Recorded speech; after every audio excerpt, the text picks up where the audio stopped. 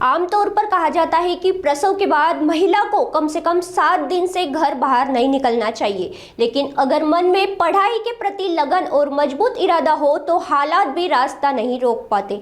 ऐसे ही प्रेरणादायी उदाहरण बसवेश्वर महाविद्यालय की छात्रा शीतल चित्ते ने पेश किया है। 6 फरवरी को प्रसव होने के बाद 10 फरवरी से शुरू हुई 12वीं बोर्ड परीक्षा में उन्होंने केवल 4 दिन के अपने नवजात शिशु के साथ परीक्षा केंद्र पर पहुंचकर पेपर दिया। प्रस्तुति के बाद शारीरिक परेशानी के बावजूद उन्होंने परीक्षा न छोड़ने का फैसला किया। परीक्षा केंद्र पर मौजूद शिक्षकों ने उसकी हिम्मत की सराहना की। पति और परिवार ने भी पूरा सहयोग किया।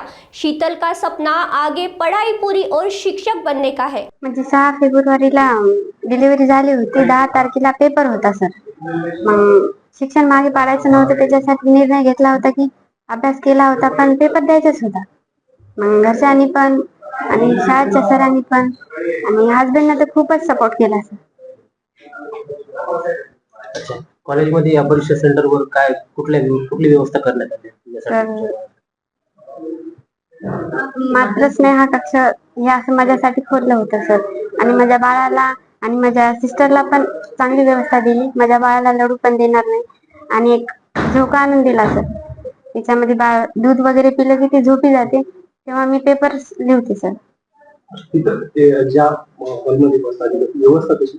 व्यवस्था खूप छान केली। मला एक चेअर आहे, एक टेबल आहे, त्याच्यावर मला वही पेन आणि माझे पेपर माझ्या हातात येते। मला उठायची पण गरज नाही, मला जाऊन तिथं विचारायची पण गरज नाही। सर माझा पेपर झाला, ते येतील आणि घेऊन जातील आणि मार्क वगैरे ते बारकोड वगैरे ते खुदच येऊन लावून जातील।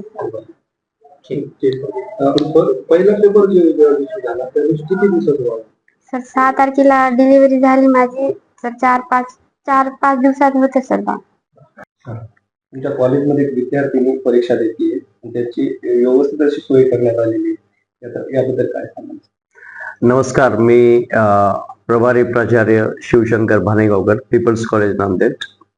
10 फेब्रुवारी पासून 12वीच्या HSCच्या परीक्षा सुरू झाल्या आणि पहिल्याच दिवशी आमच्या लक्षात आलं की एक 2 दिवसाचं तानं बाळ घेऊन शीतल चित्ते नावाची परीक्षार्थी कॉलेजमध्ये आली।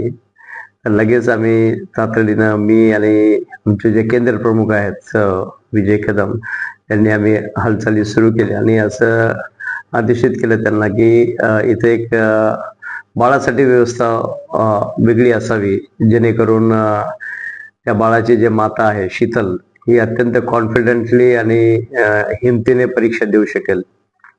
त्यासाठी पुढे पावलं उचलत आम्ही परीक्षा विभागाच्या बाजूलाच एक मातृस्नेह असा कक्ष सुरू केला। तिथे झुल्याची व्यवस्था देखील केली आम्ही आणि आज 12 दिवस झाले शीतल इथे अत्यंत कॉन्फिडेंटली आणि छान प्रकारे परीक्षा देते। निश्चिंत आहे ती।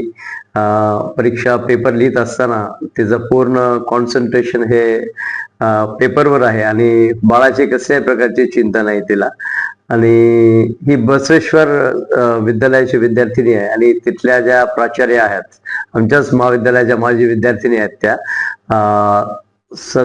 सविता मुनेश्वर, त्यांनी स्वतः इथे येऊन या मातृस्नेह कक्षाला भेट दिली आणि समाधान व्यक्त केलं आणि पीपल्स महाविद्यालयाचे आणि महाविद्यालय प्रशासनाचे त्यांनी विशेष आभार मानले। तर आज शीतल ही छान प्रकारे परीक्षा लिहित आहे। तिच्या हिमतीला, तिच्या संयमाला आणि तिची जे मेहनत आहे, डिटर्मिनेशन, या सर्वांनाच सलाम करतो आम्ही। आणि निश्चितच असं वाटतं की भविष्य शीतलचं आणि तिच्या बाळाचं देखील निश्चितच उज्ज्वल राहील। तर शीतलच्या भावी आयुष्यासाठी आम्ही तिला पीपल्स महाविद्यालयातर्फे शुभेच्छा देतो। पहिला पेपर किती दिवसाचा बाळ? 10 तारखेला जो इंग्रजीचा पेपर होता त्या दिवशी बाळ अवघं 2 दिवसाचं होतं। त्यामुळे खरंच आम्हाला शीतलचं जेवढं कौतुक करावं वाटतं तेवढं कमी।